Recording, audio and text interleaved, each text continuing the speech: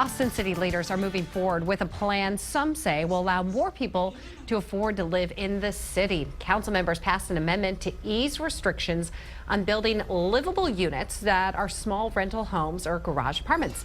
Mike KXAN with the Austin Monitor is here to kind of break down what all happened. So the whole purpose is they want to bring more affordable housing. It's what a lot of folks are arguing, that if you have this type of housing, these accessory dwelling units, smaller units that sort of sit on the back of lots, you can sort of drive down prices because theoretically these smaller units will be cheaper. All right, so what kind of changes did they make to make this happen? So there are specific zoning changes. So we're talking the difference between SF2 and SF3, which is lot size of zoning really. They're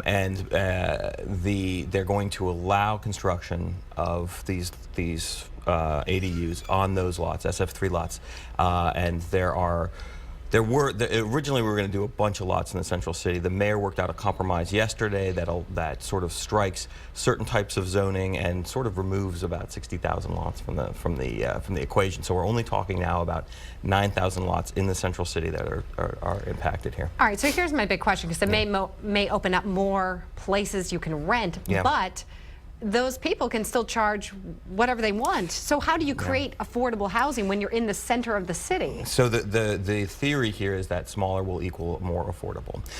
Brian Rogers yesterday Brian Rogers is a local civic activist. He comes to council a lot, and he sort of he brought some data from West 9th Street showing garage apartments that ranged from what he said in price from $2,400 to $3,000 a month. Not exactly the most affordable piece of land. The folks arguing for the ADUs argued that, well, maybe you should look at the rents on West 9th Street anyway. They're probably pretty high relative to the rest of the city. And in fact, Councilmember Kassar made that point as well. We're going to see what happens with this. It's like most of these things, it's very difficult to mandate affordability in the state of Texas. And the city's trying to pull out all the stops and figure out what it can do to really impact what I think a lot of folks would call a crisis. No kidding. All right, let's talk about something else, dealing with land. Yeah. What did you discover with a property over in Southeast Austin? So we were sitting there, and I didn't think this was going to be a deal. It's a piece of property that Parks wanted to use for a dog park. It's a piece of property apparently you've covered. Yeah. It's the old landfill, and it increased in value 6 times over the last year. So since 2014, it's gone up in value 6 times, which ultimately made it unaffordable for the Parks Department to purchase. Wow. So what do they want to do with it?